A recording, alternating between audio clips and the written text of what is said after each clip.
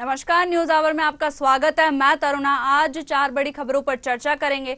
उससे पहले सबसे बड़ी खबर है, पश्चिम एशिया में बिगड़ती सुरक्षा स्थिति के कारण भारत ने वहां के सभी पक्षों से संयम बरतने और नागरिकों की सुरक्षा का आह्वान किया। भारतीय विदेश मंत्रालय की ओर से बयान जारी कर भारतीय नागरिकों से सावधानी बरतने के साथ ईरान की अनावश्यक यात्रा से बचने की अपील की है। भारत के विदेश मंत्रालय की ओर से जारी की गई एडवाइजरी में साफ तौर पर कहा गया है कि मौजूदा हालत में ईरान में रह रहे भारतीय नागरिकों को बहुत आर्थिक सतर्क रहना चाहिए और इसके साथ ही तेहरान स्थित भारतीय दूतावास के संपर्क में रहना चाहिए। विदेश मंत्रालय की ओर से कहा कि भारत पश्चिम एशिया में सुरक्षा स्थिति के बिगड़ते बहुत चिंतित है। इसके साथ ही सभी संबंधित पक्षों के संयम बरतने और नागरिकों की सुरक्षा का आह्वान दोहराते हैं। भारतीय विदेश मंत्रालय ने कहा कि क्षेत्र में सुरक्षा स्थिति में हाल ही में हुई वृद्धि पर भारत अपनी नजर रख रहे हैं। भारतीय नागरिकों से अपील की गई है कि वह ईरान की भी सभी गैर जरूरी यात्राओं से दूर रहे। भारतीय विदेश मंत्रालय ने वर्तमान में ईरान में रहने वाले लोगों से अनुरोध है कि वे सतर्क रहे। इसके साथ ही तेहरान में भारतीय दूतावास के संपर्क में रहे। बता दें कि ईरान की अनावश्यक यात्रा से बचने की अपील की है। साथ ही कहा है कि जो वहां पर भारतीय विदेश मंत्रालय ने कहा है कि देश में सुरक्षा स्थिति में हाल ही में वृद्धि हुई है और भारत अपनी इस पर नजर रखे। साथ ही भारतीय नागरिकों से अपील की है कि वह ईरान का सभी गैर जरूरी यात्राओं से दूर रहे। साथ ही उन्होंने कहा है कि वर्तमान में ईरान में रहने वाले लोगों से अनुरोध है कि वह सतर्क रहे। इसके साथ ही तेहरान में भारतीय दूतावास के संपर्क में रहे। वहीं इस खबर पर ज्यादा जानकारी के लिए हमारे साथ राजनीतिक विश्लेषक डॉक्टर आलोक सूती जी जुड़ गए। आलोक जी, आपका बहुत बहुत स्वागत है न्यूज आवर पर। जी बहुत बहुत धन्यवाद। जैसे देखा जा रहा है ईरान और इजराइल का युद्ध हो रहा है, तो उस पर भारत की अर्थव्यवस्था पर क्या प्रभाव पड़ेगा इसका? देखिए, इजराइल और ईरान का जिस तरीके से लड़ाई में इजाफा हुआ है, साफ नजर आ रहा है कि जो ऑयल की सप्लाई है, चाहे वो इजराइल के पास से जो हो रही है या ईरान के द्वारा जो हो रही है, उस पे आपको देखने को मिलेगा कि वहां पे नाकाबंदी होगी, जिसकी वजह से ऑयल टैंकर के आने में काफी मुसीबत आएगी। साथ में आपने देखा कि ओपेक के जो उत्पादक हैं, उन्होंने अभी से ही 5% जो है दाम बढ़ाने की बात कही है। तो जाहिर सी बात है, मिडिल ईस्ट जो कि सबसे ज्यादा उत्पादन करता है तेल का, ऐसे में आप देख रहे हैं कि लड़ाई चाहे 1967 की रही होगी, तब भी आपने देखा कि कितनी तेजी से जो है ऑयल के दामों में इजाफा हुआ था। वैसे ही इजाफा आपको देखना पड़ेगा, क्योंकि यहाँ सुरक्षा की दृष्टि से ऑयल को पूरी दुनिया में पहुंचाना बहुत मुश्किल काम हो जाएगा। जी, जैसे कि देखा जा रहा है जो ईरान के अंदर भारत के लोग हैं वो काफी परेशान हो रहे हैं। जिस तरीके से युद्ध चल रहा है, युद्ध देखा जा रहा है, तो वहां पे भी कहा गया है कि भारतीयों को वह भारतीय दूतावास से संपर्क में रहे। जी हाँ, बिल्कुल सही बात है। जिस तरीके से ईरान ने बिलास्टिक मिसाइलों के द्वारा तेल अवीव और मोसाद के मुख्यालय पे हमला किया है, तो जाहिर सी बात है कि ऐसी स्थिति में इजराइल जो है शांत नहीं बैठेगा और इजराइल और यूएस को एक बहाना मिल गया कि ईरान के जो न्यूक्लियर इंस्टॉलेशन है या जो न्यूक्लियर प्रोग्राम चल रहे हैं उनको तबाह करने का। क्योंकि आप देख रहे हैं, चाहे पश्चिम एशिया हो चाहे मिडिल ईस्ट हो, ऐसे में केवल 2 ताकतें हैं जिनके पास न्यूक्लियर पावर है। एक ईरान की एक्सपेक्ट की जा रही कि ईरान ने डेवलप कर ली है, और इजराइल के पास है। ऐसे में मिडिल ईस्ट के ऊपर न्यूक्लियर बम का या न्यूक्लियर विस्फोट का जो है खतरा मंडरा रहा है। ऐसे में इजराइल और यूएस चाहता है कि ईरान अपने प्रोग्राम को रोके, लेकिन अपने प्रोग्राम जो कि रशिया और चीन के द्वारा समर्थित होता है, न्यूक्लियर इंस्टॉलेशन और जो इनरिचमेंट चल रहा है उसका न्यूक्लियस का, यूरेनियम का, उसको रोकने की बात कह रहा है, लेकिन वो रुक नहीं पा रही है। लेकिन ये जो हमला किया है ईरान ने, उससे इजराइल को एक पॉजिटिव पॉइंट मिल गया है, एक बहाना मिल गया है कि वो जो है अब ईरान पे एक तेजी से, आप देखिएगा आने वाले समय में इजराइल ईरान पे एक बहुत बड़ा विस्फोट करेगा। जी, वैसे तो देखा जाता है कि जो इजराइल के पास है काफी स्ट्रॉन्ग बम वगैरह भी है, साथ ही जो इजराइल की जो फोर्स है वो भी काफी अच्छी है और देखा जाता है कि जो अदर कंट्री से उससे काफी ज्यादा मजबूत है। साथ ही ये देखा गया है कि वहां पर अगर कोई 180 मिसाइल भी दाखी गई थी तो वहां पर बैंकेट बने हुए हैं। जी हाँ, इजराइल हमेशा से लड़ाई झेलता आया, चाहे 1948 से जब इसका उत्पत्ति हुई थी, उसके बाद आपने देखा था 63 में भी लड़ाई झेली इसने, और 1967 में भी लड़ाई देखी, और उसके बाद अब जो लड़ाई आपको देखने को मिल रही है, संघर्ष दिख रहा है, वही एक बड़ा मेजर है। लेकिन जिस तरीके से हमास को, हिजबुल्लाह को और हूती की तरफ से भी आप देख रहे हैं, यमन के जो विद्रोही है हूती, वो भी इजराइल पे अटैक कर रहे हैं। और देखा जाए हमास हो, चाहे हिजबुल्लाह हो, चाहे हूती हो, तीनों जो है ईरान के द्वारा ही प्रोषित है, समर्पित है। वही इनको हथियार प्रोवाइड करता है, वही इनको पैसा प्रोवाइड करता है। लेकिन जिस तरीके से ईरान स्वयं उतर आया युद्ध पे, जहां से अपने ईरान से जो है बैलिस्टिक मिसाइल जो है फायर की गई हैं, तो ऐसे में साफ नजर आ रहा है कि आने वाले समय में इजराइल जरूर ईरान पे अटैक करेगा। और ईरान पे अटैक होने का मतलब है कि आप आने वाले समय में देखेंगे रशिया और चाइना भी किसी ना किसी तरकीब से या किसी ना किसी बहाने ईरान के समर्थन में उतरेगा। और मिडिल ईस्ट में आप देखेंगे कि आने वाले समय में लड़ाई बढ़ेगी, क्योंकि नाटो का जो समर्थन है वो इजराइल के पास है, यूएस का समर्थन इजराइल के पास है। यूएस में इलेक्शंस होने वाले हैं, तो जाहिर सी बात है कि चाहे वो डोनाल्ड हो चाहे कमला हो, वो इजराइल को सपोर्ट करेंगी। ऐसे स्थिति में आप देखेंगे कि मिडिल ईस्ट में संघर्ष और बढ़ेगा। जी, तमाम जानकारियों के लिए आपका बहुत बहुत शुक्रिया।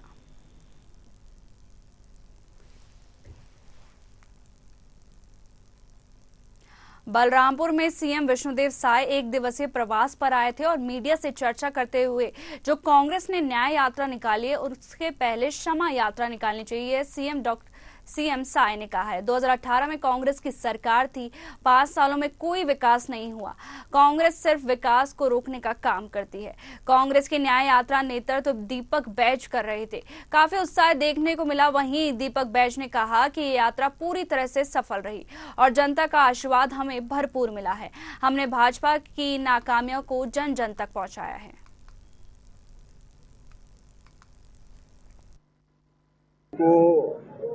न्याय यात्रा नहीं, क्षमा यात्रा निकालना था। कहे कि 2018 के विधानसभा चुनाव में बहुत बड़े बड़े वादे छत्तीसगढ़ की जनता से किए थे, 36 वादे किए थे, और 5 साल में एक भी वादा पूरा नहीं कर पाए। और छत्तीसगढ़ का विकास वो 5 साल तक रोक के रखे, पूरे छत्तीसगढ़ को अपराध का गढ़ बना दिए।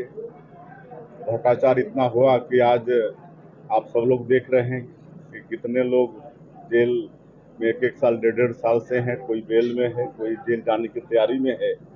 तो उनको तो छत्तीसगढ़ की जनता से क्षमा मांगना चाहिए, क्योंकि 5 साल उन्होंने छत्तीसगढ़ का विकास रोका। इसमें क्षमा यात्रा वो लोग निकाले होते तो ज्यादा बेहतर होता।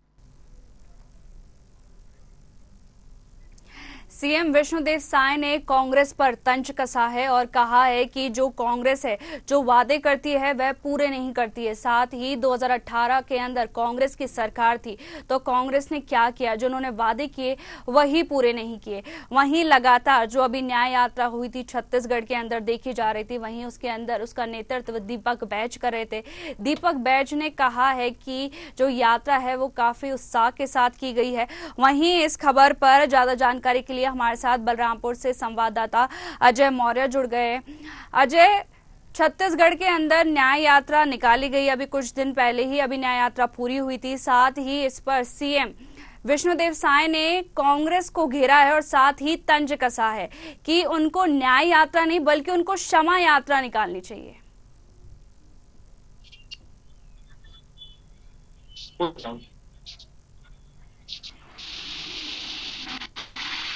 मेरी आवाज आ पा रही है?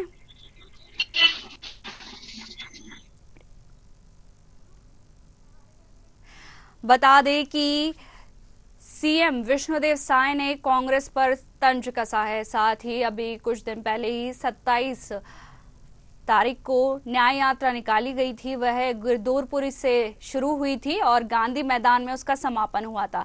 साथ ही इस दौरान सीएम विष्णुदेव साय एक जनसभा को संबोधित कर रहे थे। उसी दौरान सीएम साय ने कांग्रेस को घेरा है और कहा है कि जो न्याय यात्रा निकाली है कांग्रेस ने, वे न्याय यात्रा नहीं बल्कि उनको क्षमा यात्रा निकालनी चाहिए। साथ ही उन्होंने कहा कि जब विधानसभा चुनाव हुए थे 2018 के अंदर कांग्रेस की सरकार थी, उस समय आपने क्या किया था। साथ ही कहा कि अब जो जनता है वह पूरी तरह से समझ गई है कि आजादी के बाद से बहुत कुछ बदल गया है, जिसमें सीएम साय ने कहा है कि जो विकास किया है वह कुछ भी नहीं किया है, ना के बराबर विकास हुआ है छत्तीसगढ़ के अंदर, यह सीएम विष्णुदेव साय कह रहे हैं। और अब ये देखना होगा कि जो ये यात्रा है वह कितनी सफल रही है, जो वादे करते हैं वह पूरे करते हैं या नहीं करते हैं। साथ ही जो 2018 के अंदर चुनाव हुए थे, उस टाइम कांग्रेस की सरकार थी, तो सीएम विष्णुदेव साय ने कहा है कि जो वादे किए थे वो पूरे क्यों नहीं किए हैं आपने, और इसी वजह से जो अगले चुनाव हुए उसी के अंदर जनता ने उनको आउट कर दिया है, यह सीएम विष्णुदेव साय ने कहा है। बता दें कि बैज के नेतृत्व में यह यात्रा निकाली जा रही थी और दीपक बैज ने भी भाजपा को घेरा है और साथ ही उन पर निशाना साधा है। साथ ही दीपक बैज ने कहा है कि भाजपा की जो नाकामियां है वो जन जन तक पहुंचाइए, ये दीपक बैज ने कहा है। साथ ही दीपक बैज ने कहा है कि जनता का आशीर्वाद हमें भरपूर मिल रहा है और हमने भाजपा की नाकामियों को जन जन तक पहुंचाया है। बता दें कि आपको इस यात्रा का नेतृत्व दीपक बैज कर रहे थे। साथ ही इस दौरान इसमें सचिन पायलट भी शामिल थे।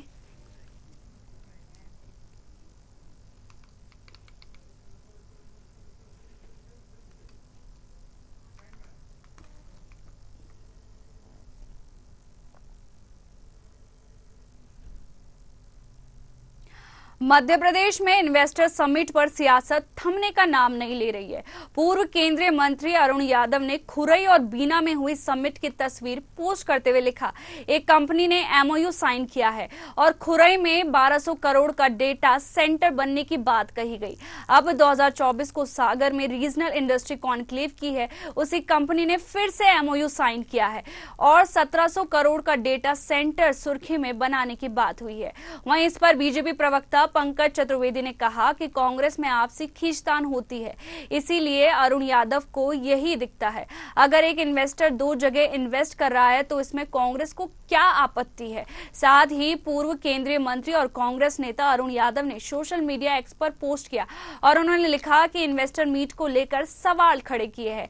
एमपी अजब है, सबसे गजब है, अब तो एमओयू में भी गड़बड़ झाला कर दिया। पार्टी में अरुण यादव जी को सिर्फ खींचतान दिखेगी, वो बेचारे खुद खींचतान का शिकार है। स्वयं उन्होंने कहा था कि मेरी तो फसल दूसरे लोग लूट लेते हैं, और जिस प्रकार से वो कांग्रेस की राजनीति में हाशिए पर है सबको पता है। इसीलिए सुर्खियां बटोरने के लिए ऐसी बातचीत करते हैं, तो उनकी भावना खींचतान की उनको दिखती है। यदि कोई कंपनी किसी इन्वेस्टर मीट में आकर खुरई में डेटा सेंटर की बात करती है और यदि वही कंपनी फिर यदि आकर सुर्खी में डेटा सेंटर की बात करे तो मना कर देगी, नहीं आपने खुरई में डेटा सेंटर की बात करी है, आप सुर्खी मत बात करना, क्योंकि सागर में आप दो नहीं काम कर सकते। यदि कोई मध्य प्रदेश में निवेश आ रहा है 1200 करोड़ का, 1700 करोड़ का सुर्खी में, तो अरुण यादव जी और कांग्रेस के पेट में दर्द क्यों, ये हम जानना चाहते हैं। उनको हर जगह गुटबाजी, खेमेबाजी, कबीलेबाजी जैसी कांग्रेस को क्यों नजर आती है। विचार करें अरुण यादव जी और अपनी पीड़ा दूर करें। वहीं इस खबर पर ज्यादा जानकारी के लिए हमारे साथ भोपाल से संवाददाता कृष्णा शर्मा जुड़ गए। कृष्णा, जो इन्वेस्टर समिट है उसके अंदर कांग्रेस ने तंज कसा है, साथ ही कहा है कि जो 2003 में जिस कंपनी ने एमओयू साइन किया था वही सेम कंपनी 2024 में एमओयू साइन कर रही है।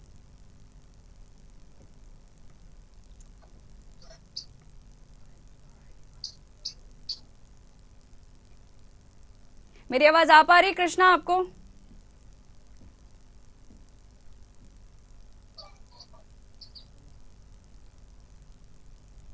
किसी कारण हमारा संपर्क नहीं बन पा रहा है। आपको बता दें कि इन्वेस्टर समिट में बीजेपी ने पलटवार किया है। साथ ही बता दें इन्वेस्टर पर सियासी आरोप और प्रत्यारोप का दौर जारी है। कांग्रेस नेता ने सोशल मीडिया एक्स पर पोस्ट किया है, साथ ही लिखा है कि एमपी अजब है और गजब है। साथ ही जो इन्वेस्टर समिट में कांग्रेस ने तंज कसा था, साथ ही कहा है कि एमओयू में भी गड़बड़ झाला है। वहीं आपको बता दें कि इन्वेस्टर समिट जो कि सागर और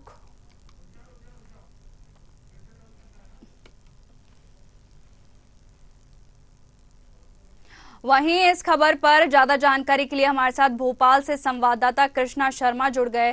कृष्णा, जो इन्वेस्टर समिट हुआ था उसके अंदर जो इन्वेस्टर समिट हुआ था उसमें कांग्रेस ने तंज कसा है। साथ ही बता दें कि 2003 में एमओयू साइन किया था, वही सेम कंपनी 2024 में एमओयू साइन कर रही है।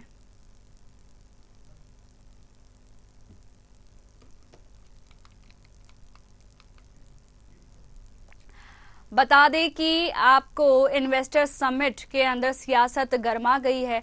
वहीं जो सेम कंपनियां हैं वो दूसरी जगह एमओयू साइन कर रही है। वहीं आपको बता दें कि पूर्व केंद्रीय मंत्री अरुण यादव ने खुरई और बीना में हुई समिट की तस्वीरें भी पोस्ट की है। साथ ही उन्होंने 2 जगह एमओयू साइन किए हैं और खुरई में 1200 करोड़ का डेटा सेंटर बनाने की बात भी कही है। वहीं आपको बता दें कि उसी कंपनी ने फिर एमओयू साइन किया है और 1700 करोड़ का डेटा सेंटर सुर्खी में है। वहीं आपको बता दें कि कांग्रेस में आपसी खींचतान होती है, वहीं इसीलिए अरुण यादव को यही दिखता है। साथ ही अगर एक इन्वेस्टर की जगह 2 इन्वेस्ट कर रहे हैं तो कांग्रेस को क्या आपत्ति है इसके अंदर, ये कहा जा रहा है, क्योंकि एक ही कंपनी 2 जगह इन्वेस्ट कर रही है और इस पे जो भाजपा है वह पलटवार कर रही है।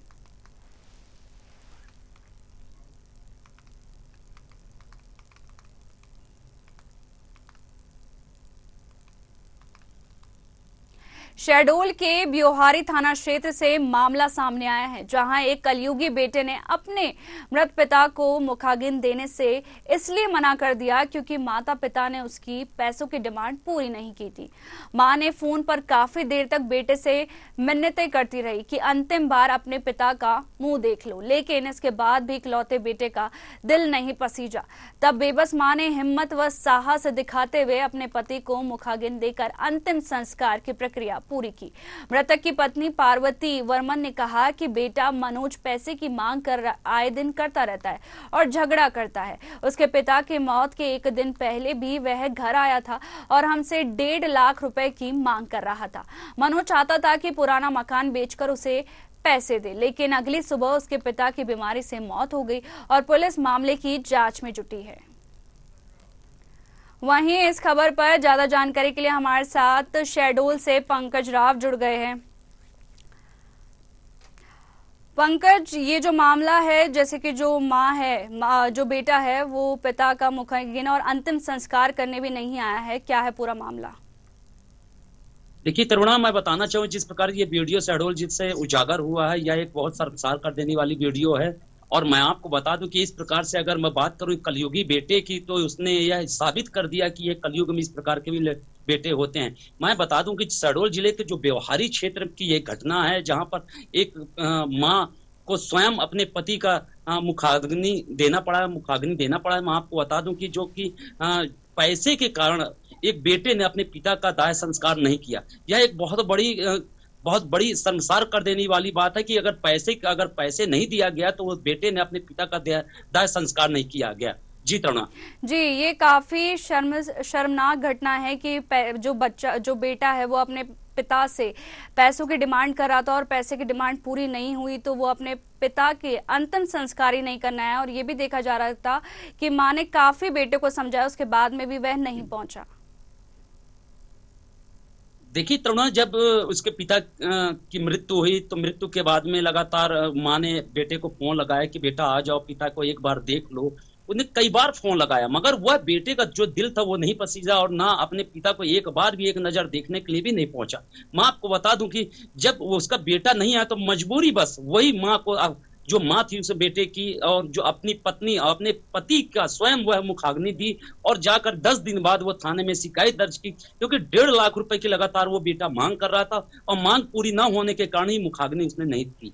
जी, ये भी देखिए, जो माँ है और जो बेटी है वो पुलिस थाने पहुंची है और FIR दर्ज कराई है बेटे के खिलाफ।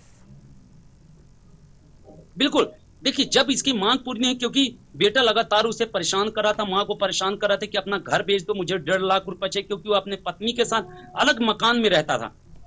अलग किराए के मकान पे वो रहता था, और लगातार जो उसकी माँ थी, माँ ने कई बार विनती की कि बेटा आ जाओ, बेटा आ जाओ। क्योंकि देखिए आपको बता दूं, ग्रामीण अंचल वार्ड नंबर 3 का मामला है। कहीं ना कहीं यह साबित करता है कि इस कलयुग के भी कई प्रकार के बेटे होते हैं जो इसी प्रकार से होते हैं, जो अपने पिता का स्वयं दाह संस्कार करने नहीं पहुंचा। यह एक शर्मसार घटना जो है कि पूरे जिले में यह प्रचलित है। यानी कि सोच रहे हैं लोग कि इस प्रकार के भी लोग इस जगह पे रहते हैं शहडोल जिले में। जी, जो युवक है उसका अभी तक कुछ पता लगाया गया है? वो कहाँ पर है? पुलिस की कितनी जांच, पुलिस ने अभी तक कहाँ तक पहुंची है जांच के अंदर? देखिए, मैं बताना चाहूँ तरुणा कि जैसे ही जब वो माँ बेटी थाने पहुंचे, व्यवहारी थाने में शिकायत दर्ज कराई कि इस प्रकार से घटना की जा रही है, बेटे के द्वारा मुखाग्नि नहीं की गई है पिताजी अपने पिता की, तो वह थाने पहुंच करके शिकायत की, जहां पुलिस जांच पे जुटी हुई है। मगर वह बेटा अभी तक ना अपनी पत्नी और बेटा तो स्वयं अभी तक घर नहीं आए, और वो अलग रह करके अलग ही रह रहे हैं, और जो कि पुलिस इस पे जांच कर रही है और कार्रवाई करने की भी बात कही जा रही है। जी, ये भी देखा जा रहा था कि आए दिन जो पिता है और जो बेटा है वो लगातार झगड़ा करते थे। पैसों की डिमांड जो लड़का है वो लगातार अपने पिता से कर रहा था, और जब ये सारी घटना हुई उसके दूसरे दिन पता लगा कि जो पिता है वो किसी बीमारी के कारण उनकी मौत हो गई है।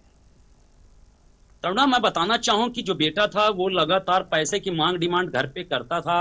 प्रतिदिन उसे कुछ ना कुछ काम के लिए पैसे की मांग डिमांड करता था, उसकी मांग भी पूरी होती थी। मगर वह एक जिद लेकर के रखा था कि मुझे 1.5 लाख रुपए चाहिए, 1.5 लाख रुपए जब तक नहीं मिलेगा मैं घर नहीं आऊंगा। इस प्रकार की बातें लगातार की जा रही थी, और देखते ही देखते उसके पिता की तबीयत खराब हुई। तबीयत खराब होते ही पिता की मृत्यु हो गई। मृत्यु होने के बाद एक लाचार माँ ने कई बार अपने बेटे को फोन लगाया कि बेटा आ जाओ, बेटा आ जाओ, पर वह एक जिद में लगा रहा है कि मुझे 1.5 लाख रुपए जब तक मुझे नहीं मिलेंगे तब तक मैं घर नहीं आऊंगा। और देखिए इसका परिणाम क्या देखने को मिला कि उसके पिता की मृत्यु हो गई, मगर वह बेटा कैसा रहा होगा, कलयुगी बेटा अगर उसे कहा जाए तो कलयुगी बेटा है, क्योंकि अपने पिता का स्वयं उसने मुखाग्नि नहीं की, दाह संस्कार नहीं किया, और वो जो पत्नी थी उनकी, उन्होंने मुखाग्नि की। जी पंकज, अभी वहां पर क्या करंट स्थिति देखने को मिल रही है? अभी क्या देखने को वहां पर मिल रहा है?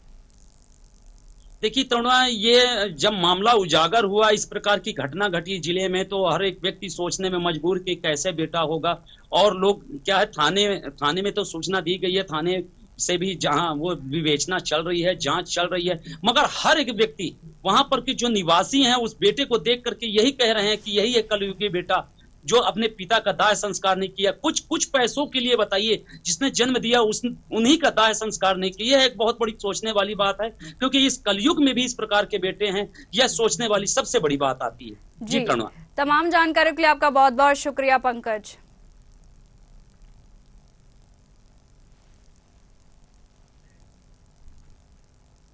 फिलहाल इन 4 बड़ी खबरों में इतना ही। बने रहिए न्यूज़ आवर के साथ। नमस्कार।